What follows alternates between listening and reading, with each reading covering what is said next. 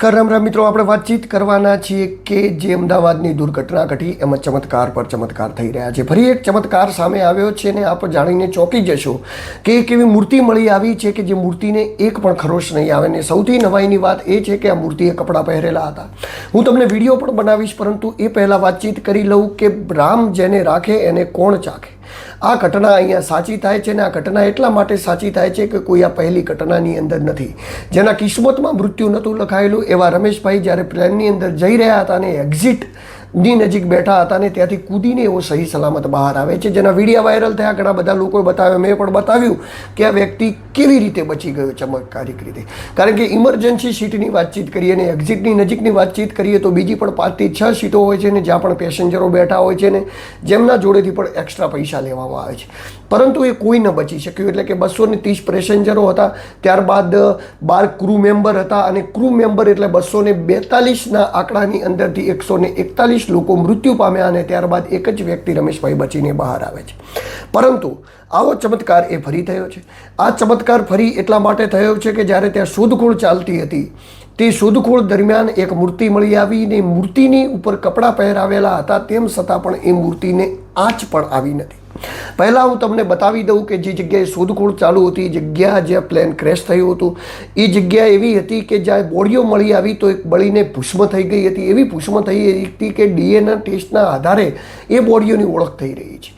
DNA ટેસ્ટના આધારે બોડીઓની ઓળખ થઈ રહી છે. એવાની વચ્ચે આ મૂર્તિને કંઈ પણ ન થયું ને એ પણ એ મૂર્તિ કપડાં પહેરેલા હતા, તેમ છતાં પણ એ મૂર્તિને આગ ન ભરકી શકી. મૂર્તિને આગ ન લાગી તો ક્યાંક ને ક્યાંક આને ચમત્કારની આજુબાજુ ગણાવી શકાય છે.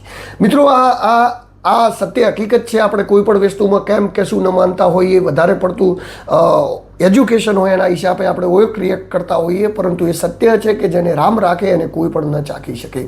આ દુનિયાની સૃષ્ટિ એ ભગવાને બનાવેલી છે ને ભગવાને બનાવેલી સૃષ્ટિની અંદર જ્યારે ભગવાન તમને ધારે તો તમારા ઉપર એક આચી વાળ પણ નથી આવવા દેતો. બાકી ઘણા બધા મોટા મોટા હાર્ટ સર્જનો એ પેશન્ટોનો ઇલાજ કરતા હોય છે, હૃદયોની ફેરબદલી કરી નાખતા હોય છે, એમના પણ હાર્ટ એટેકથી મૃત્યુ થયાના દાખલા છે. તો કુદરતની કરામતને કોઈ સમજી નથી શકતું. પરંતુ હવે વધારે પડતી વાતચીત ન કરતાં હું તમને વિડીયો બતાવવા જઈ રહ્યો છું. મારી સ્ક્રીન ઉપર એ વિડીયો શેર થઈ રહ્યો છે, આપ જોઈ રહ્યા છો. આ જે ભંગાર પડી રહ્યું છે એની અંદરથી આગળ જતાં આ એક બ્લુ કલરની આપણે મૂર્તિ દેખાઈ રહી છે.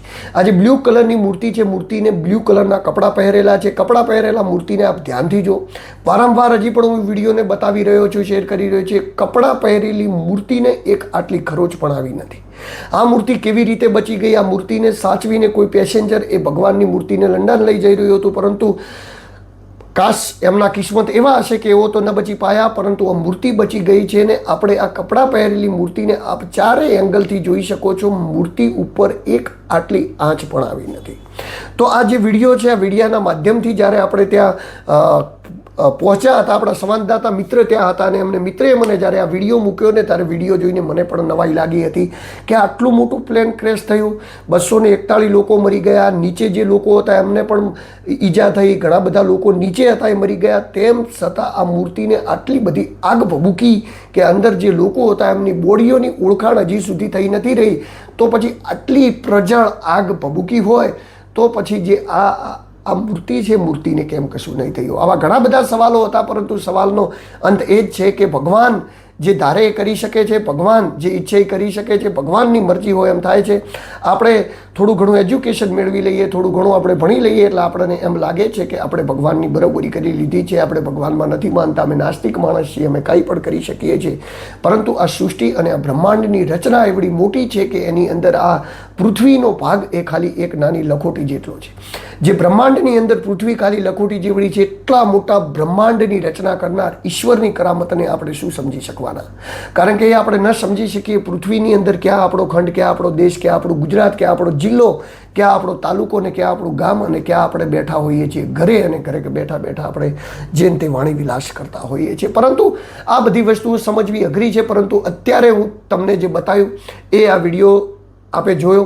આ વિડીયોથી એક સ્પષ્ટ લાગી રહ્યું છે કે કપડાં પહેરેલી મૂર્તિને કાંઈ પણ નુકસાન થયું નથી.